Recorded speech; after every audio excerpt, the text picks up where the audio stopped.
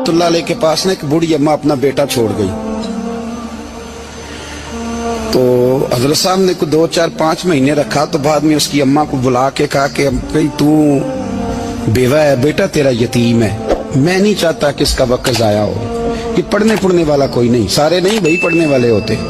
अब यहाँ वाला माँ बैठे हैं, मैं बेअदब भी ना हो जाऊं, कुछ पूरे 8 साल लगा के भी आ जाते हैं, सनद भी उनके पास होती है, नाराज ना हो जाना, ये तो सब अच्छे लोग हैं, सनद होती है पर पता पुता कोई नहीं होता।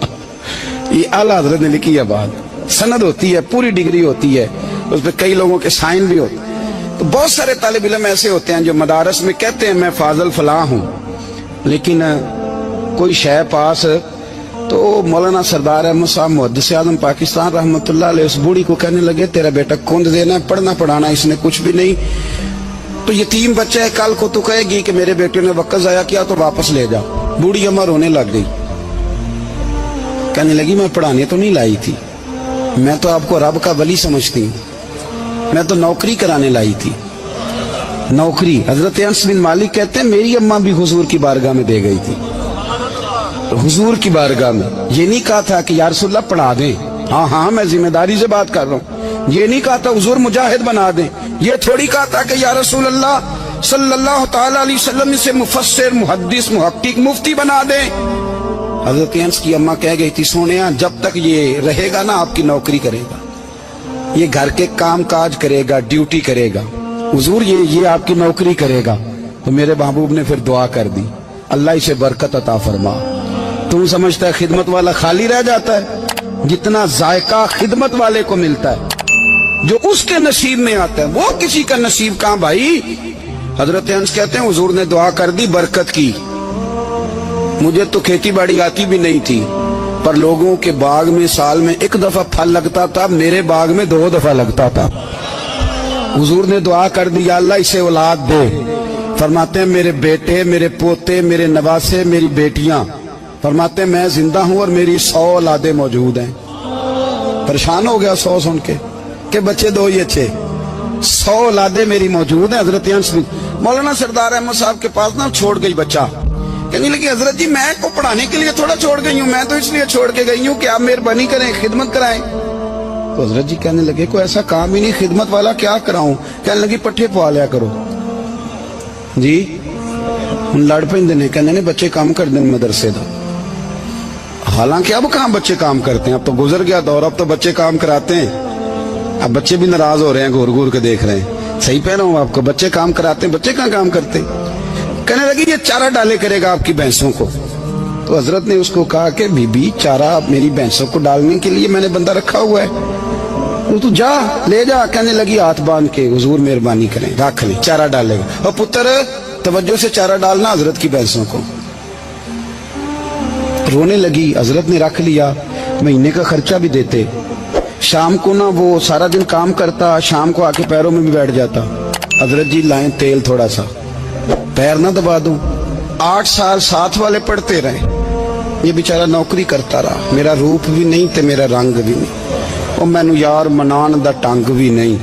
कभी कभी ना हजरत बिलाल हबशी फारग होते ना तो नबी पाक की बारगाह में अर्ज करते हुजूर कोई काम तो नहीं, सारे हो गए, हुजूर जाऊं जरा, चले जाते।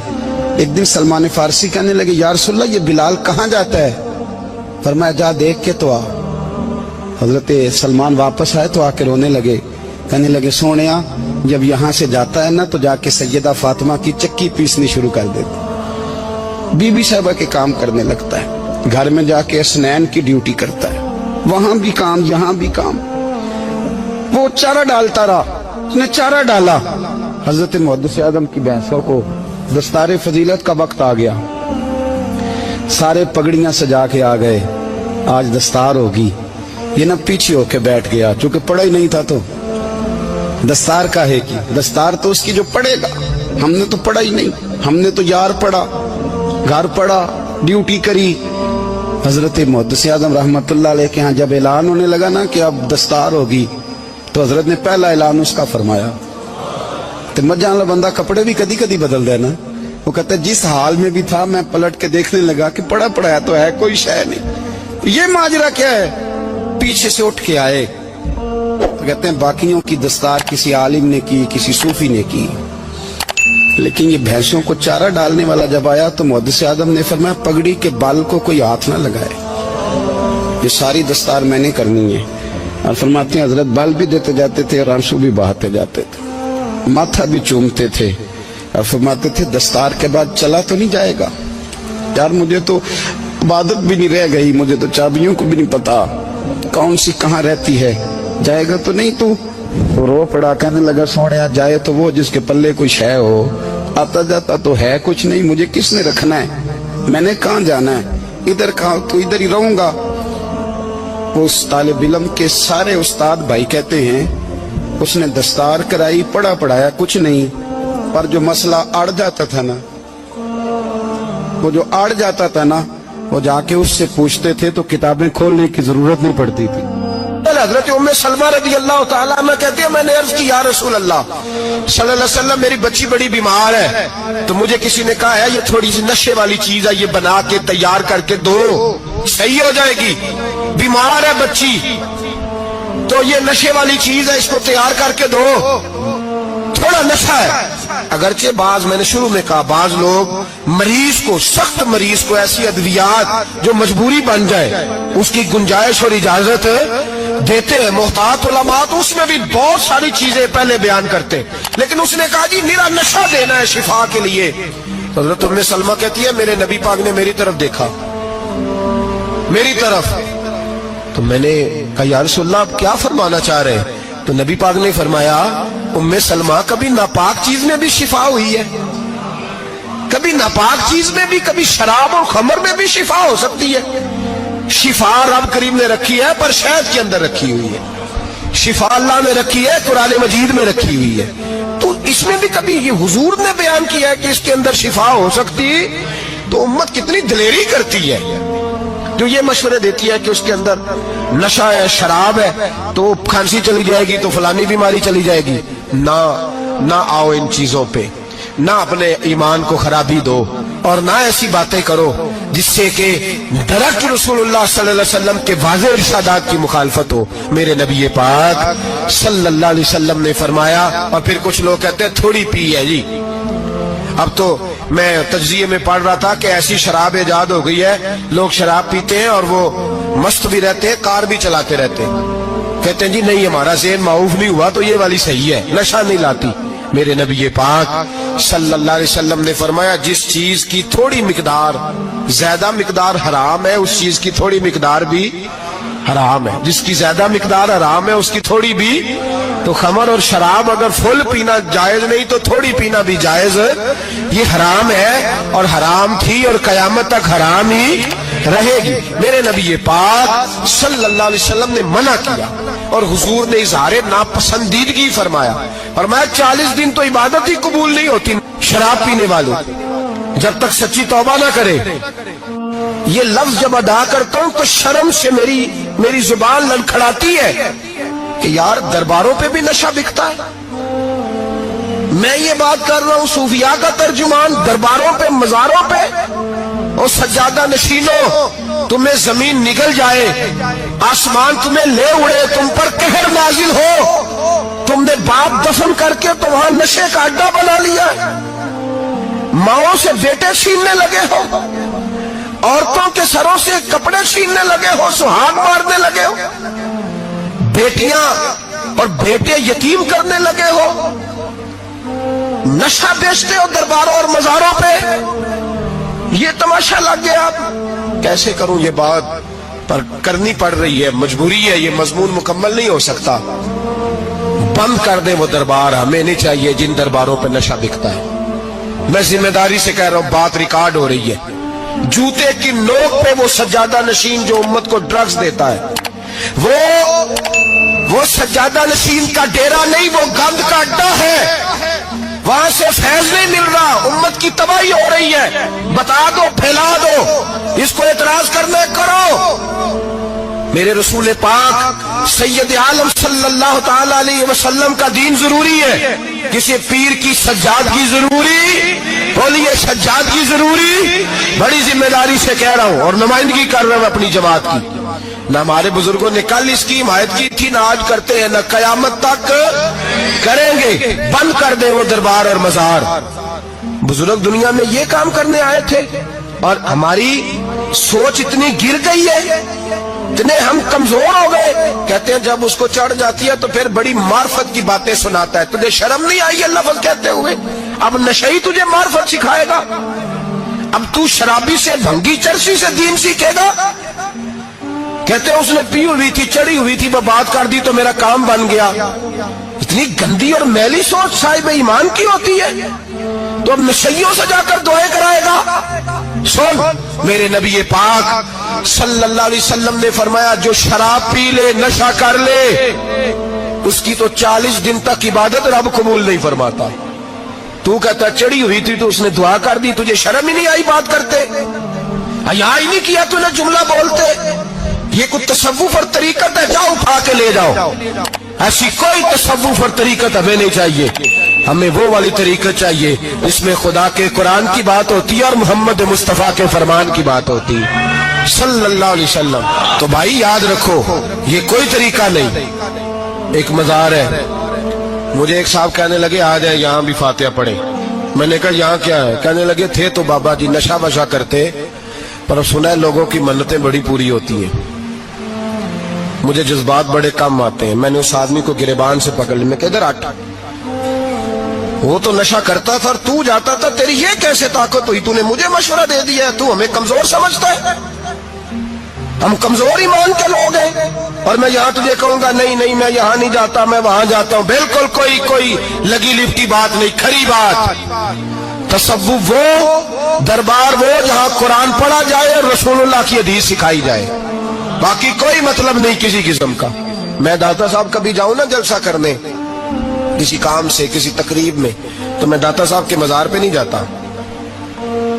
میں کہتا ہوں یار یہ جرانہ نہیں کہ بندہ کسی کام آیا تھا تو فاتحہ پڑھ لی، واپس چلو گکھڑ سے اسپیشل آئیں گے داتا صاحب کے مزار پہ حاضری دیں گے۔ اور میرے سنگی گواہ ہیں کہ میں اسپیشل ٹائم نکال کے بہت سارے کام چھوڑ کے اسپیشل جاتا ہوں، اور میں مراد ماننے نہیں جاتا، میں داتا صاحب کا شکریہ ادا کر دے جاتا ہوں۔